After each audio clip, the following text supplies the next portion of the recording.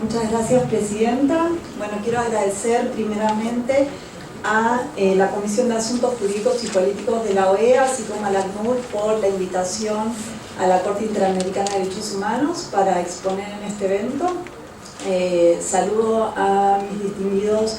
compañeros de mesa y compañeras de mesa, también a todo el público presente, y les agradezco por estar interesados en este tema y en estas presentaciones. Me pidieron que expusiera sobre el acceso y el debido proceso en los procedimientos para la determinación de la condición de refugiado. Y en este sentido me voy a referir a la jurisprudencia y los estándares desarrollados por la Corte Interamericana de Derechos Humanos. Como ustedes saben, la Corte es una institución judicial autónoma de la OEA y tiene sede en San José de Costa Rica. Tiene tres funciones principales, que esto es resolver casos contenciosos, que luego supervisa su cumplimiento, emitir opiniones consultivas, esto es interpretaciones sobre la Convención Americana sobre Derechos Humanos o otros tratados de protección de los derechos humanos en nuestro continente, y la posibilidad también de otorgar medidas provisionales en caso de gravedad y urgencia donde la vida, la integridad, por ejemplo, estén en peligro. Y en esta oportunidad quiero compartir con ustedes los estándares desarrollados por la Corte, tanto en el caso Familia Pacheco Tineo, que obedece a la función contenciosa de la Corte, como a la opinión consultiva 21 del 2014 sobre niñas, niños y adolescentes en el contexto de la migración, que obedece a la función consultiva del tribunal. A modo informativo quería exponer algunos hechos o de qué se trataba el caso Familia Pacheco Tineo contra Bolivia. Esta es una sentencia emitida a fines del año 2013 y básicamente trataba sobre esta familia que estuvo del 19 al 24 de febrero de 2001 en Bolivia en condición de migrantes en situación irregular y de solicitantes de la condición de refugiados. El 21 de febrero de ese año, la CONARE, la Comisión Nacional de Refugiados, determinó sumariamente que no iba a considerar la solicitud de determinación del Estatuto de Refugiado, no les dio audiencia a los miembros de la familia, ni la oportunidad de expresar por qué las razones de su solicitud. En este caso, quiero hacer notar que el Estado tenía un deber especial de cautela y de diligencia, ya que los miembros de la familia Pacheco Tineo tenían la condición de refugiados o por lo menos de residentes en un tercer estado, esto es en Chile. La decisión de la CONARE no les fue notificada y por eso tampoco pudieron conocer de su contenido o presentar algún recurso contra esta decisión. A su vez, se les abrió un procedimiento administrativo de expulsión, del cual tampoco fueron notificados, y se determinó la procedencia de la expulsión con carácter sumario. No se les dio audiencia y esta, determinación de la expulsión fue realizada dentro de un plazo que la Corte consideró que era irrazonablemente corto. No hubo ninguna valoración sobre el país al cual debían ser expulsados o iban a ser expulsados o devueltos, y de hecho finalmente fueron expulsados hacia Perú, que era el país de origen, teniendo ellos la condición de refugiados en un tercer país. No les fue notificada la resolución de expulsión, pero esta fue ejecutada inmediatamente y nuevamente no pudieron interponer los recursos administrativos o judiciales que eran aplicables. Por otro lado, les contaba que iba a referirme a los estándares fijados en la opinión consultiva 2114, que fue emitida en agosto del año 2014 justamente. No me voy a explayar sobre esto, ya que otra de las exposiciones va a hablar sobre el tema, pero básicamente fue una solicitud de los entonces países del Mercosur, Argentina, Brasil, Paraguay y Uruguay, con el apoyo del Instituto de Políticas Públicas en Derechos Humanos del Mercosur, y obedeció a un diagnóstico que arrojaba un estado de situación en nuestra región en la cual había una falta de articulación entre las leyes y las prácticas migratorias con la normativa específica de protección de derechos de la infancia. La Corte en este caso determinó obligaciones estatales respecto de niñas, niños y adolescentes asociadas a la condición migratoria o a la de sus padres, y que los estados debían considerar al diseñar, adoptar, implementar y aplicar sus políticas migratorias. ¿Cuáles son los principales estándares fijados que yo hoy vengo a compartir con esta audiencia? En primer lugar, el tema de la interpretación del derecho a buscar y recibir asilo como un derecho humano. A su vez, el principio de no devolución, esto es, como todos los conocemos, una de las piedras angulares de la protección internacional de los solicitantes de asilo y refugiados, pero no hay que perder de vista que la propia Convención Americana, el Pacto de San José, establece el principio de no devolución también en su artículo 22.8, donde habla no solo de solicitantes de asilo y refugiados, sino también de todo extranjero. O sea, la Convención Americana, los propios estados, al aprobar esta convención y ratificarla, reconocen un principio de no devolución más amplio. A su vez, la Corte Interamericana reconoció los desarrollos dados en materia de protección complementaria, que hace un rato en el panel anterior también eran nombrados, y en el caso específico de las niñas, niños y adolescentes hizo hincapié principalmente y especialmente en la devolución solo después de una evaluación y determinación del interés superior. O sea que en este caso específico de este colectivo de niñas, niños y adolescentes, en realidad lo determinante es qué es lo que responde a su interés superior y no puede haber respuestas automáticas en este sentido.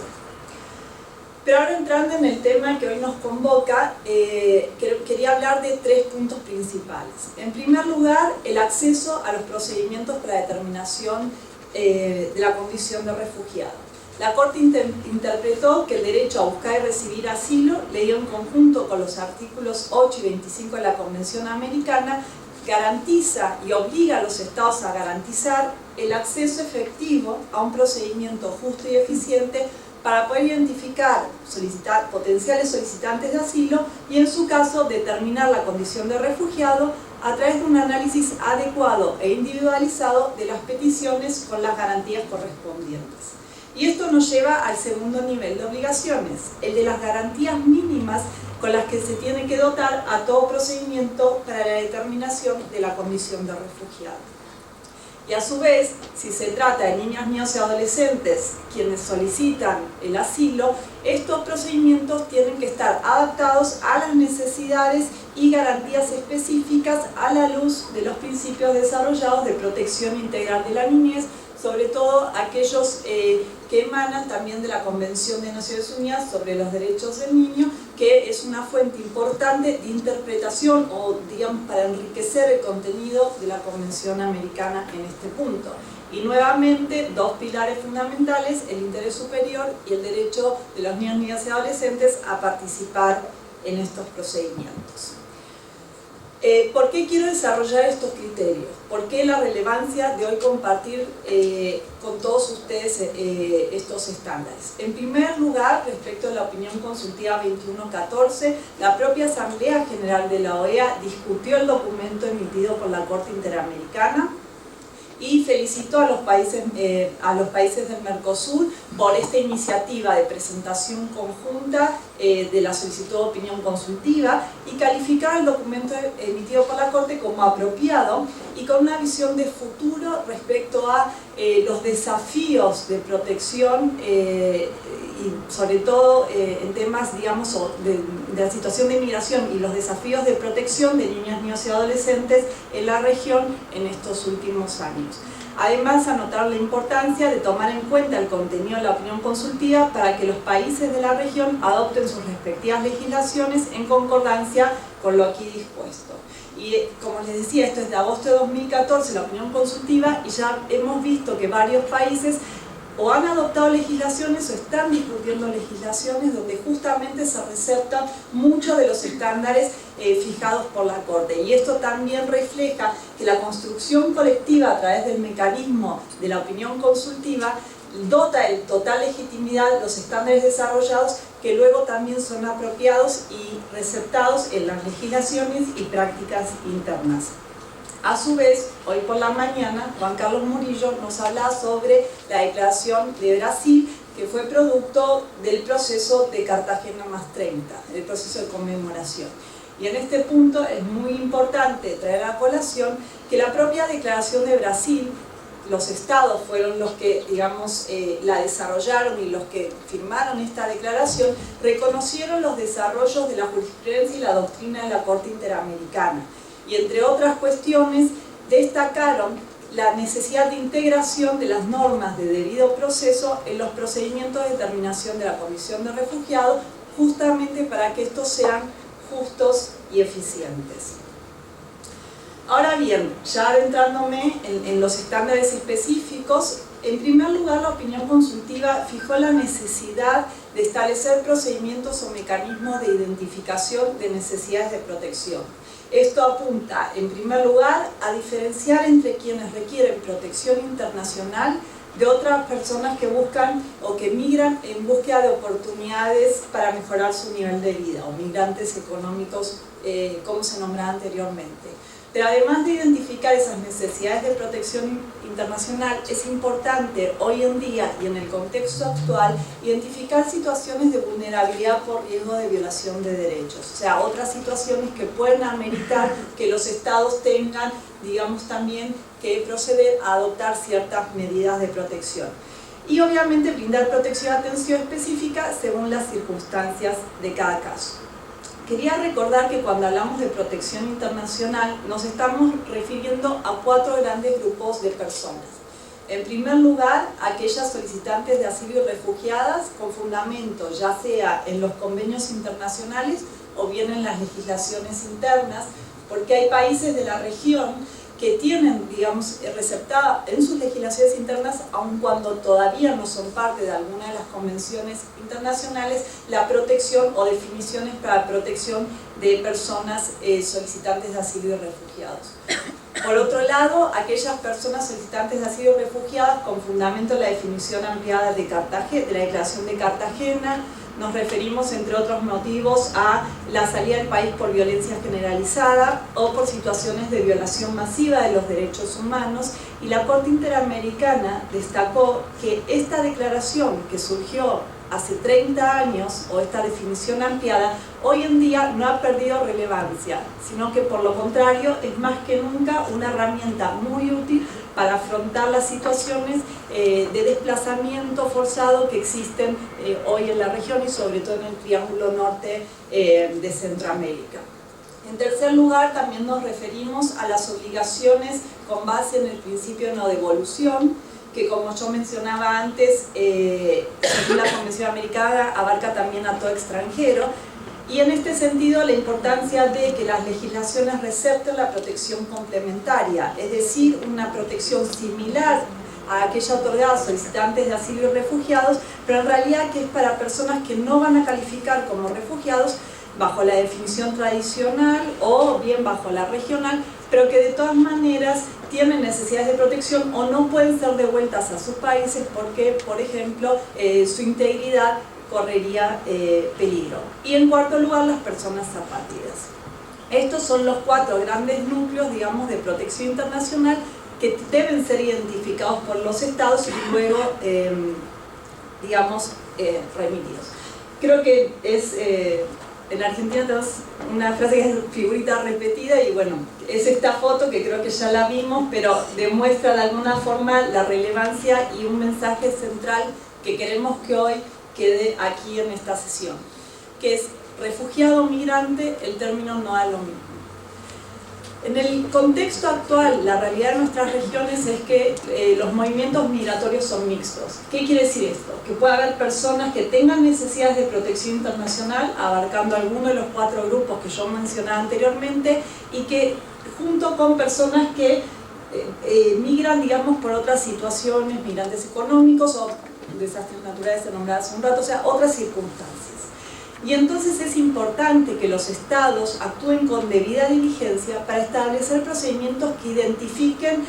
cuáles son las necesidades de estas personas que están llegando al país en el marco de estos procedimientos, movimientos migratorios mixtos. Y dependiendo de los motivos de salida del país, el Estado deberá referir a estas personas al procedimiento adecuado, es decir, sea el procedimiento de determinación de la condición de refugiado, que es, digamos, específicamente el que hoy nos estamos refiriendo, pero también puede haber situaciones de apatridia y que no necesariamente sean refugiados, con lo cual podría haber procedimientos separados, por ejemplo, para determinación de la condición de apátrida, o mecanismos complementarios de protección, digamos, en otro tipo de situaciones. Entonces es importante, digamos, antes de referirnos a los procedimientos para la determinación de la condición de refugiado, a este paso previo que es tan necesario de identificar cuáles son las necesidades, cuáles son los motivos, informar de estos derechos y canalizar hacia el procedimiento que sea adecuado. El derecho a buscar y recibir asilo en el sistema interamericano no es una mera prerrogativa estatal, es un derecho humano subjetivo que todos los estados han reconocido en nuestra región y que se han comprometido a garantizar. Y para garantizar es necesario, en primer lugar, dar acceso al procedimiento, es decir, no rechazar en frontera, dar acceso al territorio. En segundo lugar, proteger el principio de no devolución, y en este sentido es bien importante, digamos, por ejemplo, los documentos con los cuales se provee a la persona que está en el procedimiento para la determinación de la condición de refugiado, y finalmente otorgar la protección internacional a aquellas personas que realmente lo necesitan. En este sentido, la Corte Interamericana ha reconocido, por ejemplo, que los niños y las niñas pueden ser el solicitante principal de la condición de refugiado y que en estos casos los miembros de su familia también deberían poder ver beneficiados con también la condición de refugiado. Y para garantizar, digamos, estas tres cuestiones, es necesario, en primer lugar, una correcta evaluación de las solicitudes y de los riesgos que corren las personas. Y en segundo lugar, respetar las garantías mínimas en estos procedimientos. ¿Y cuáles son estas garantías? Según lo que ha fijado la Corte Interamericana y que obviamente se ha apoyado también con la experiencia y con los lineamientos desarrollados por el ACNUR. En primer lugar, otorgar el derecho a tiempo y medios adecuados para presentar el caso. Debe garantizarse al solicitante de asilo las facilidades necesarias, incluyendo servicios de intérprete, que también se mencionaba con bastante ahínco por la mañana, así como el acceso, en su caso, a asesoría y representación legal para poder someter la solicitud a las autoridades. En segundo lugar, el derecho a ser informado del procedimiento. Es decir, una vez que el Estado identifica un potencial solicitante de asilo, debe informarle cuál es el procedimiento que tiene que seguir, cómo son las etapas, cuáles son los tiempos, qué es lo necesario. Y en su caso se le debe dar, obviamente, la oportunidad de ponerse en contacto con el ACNUR o con la entidad que haga las funciones en el país correspondiente. En tercer lugar, el derecho a ser oído por la autoridad competente para exponer el caso. Y en este sentido es muy importante la realización de una entrevista personal. En cuarto lugar, el derecho a que se examine el caso y a que se adopte una decisión con objetividad. En quinto lugar, el derecho a una decisión motivada, o sea, que exprese los fundamentos de la decisión. El principio de confidencialidad, en todas las etapas se debe respetar la protección de los datos del solicitante y de la solicitud. Y en este sentido es muy importante por eso determinar quién está entrando como migrante de aquel que puede ser un potencial solicitante de asilo, sobre todo en los temas de asistencia consular, porque si ponemos en conocimiento a la autoridad consular del país del cual está huyendo, en realidad podemos poner en peligro a esa persona. Por eso es muy importante también esta verificación inicial de cuáles son los riesgos y las situaciones por las que está saliendo. El derecho de la persona a ser notificada de la decisión y de los motivos para, en su caso, posibilitar el derecho a recurso. Y creo que era muy interesante también, hoy a la mañana se compartía la experiencia de informar al solicitante cuáles son los plazos, los recursos de los que dispone y cómo es el sistema interno del país, que muchas veces se desconoce, la mayoría de las veces se desconoce, y finalmente establecer un recurso, independientemente de cómo se llame la legislación interna. Lo importante es que tenga efectos suspensivos, es decir, que esa persona no sea expulsada o devuelta, ya sea a su país de origen o a un tercer país, sin que se complete todo el procedimiento, incluido la decisión sobre los recursos que se adopten. Y ya para ir terminando, que el tiempo se me está acabando, lo último que quería decirles es que estas garantías mínimas para los procedimientos de determinación de refugiados deben adaptarse en los procedimientos cuando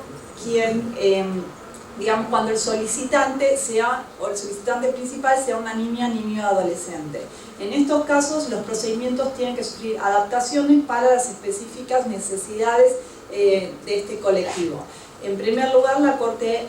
ha interpretado y ha dicho que la representación legal debe ser gratuita y que debe contar con una capacitación especializada, no solo en temas, digamos, de refugio, sino también en temas de protección integral de la niñez. Un foco de atención importante es el de las niñas, niños y adolescentes no acompañados o separados, a quienes se les debe nombrar, además de la representación legal, a un tutor para que vele por su bienestar y por todas las cuestiones atinentes a su interés superior. Se deben priorizar las solicitudes de niñas, niños y adolescentes. La entrevista debe ser hecha, digamos, adaptada a la infancia, es decir, en un lugar seguro, donde no se sientan amedrentados, y por un profesional que cuente con capacitación especializada. También hay que garantizar las diferentes formas, digamos, de comunicación, dependiendo de la edad del niño. Se exige una debida diligencia y celeridad excepcional por parte de las autoridades, y finalmente se le debe brindar protección y cuidado a la niña, niño y adolescente solicitante de manera especial durante el tiempo que dure la toma de decisión. Entonces, creo que con esto, bueno, son algunas de las nociones básicas y estándares y criterios desarrollados por la Corte en esta materia que quería compartir con ustedes esta tarde, y seguramente podremos ampliar en la ronda de preguntas. Agradezco mucho. Muchas gracias.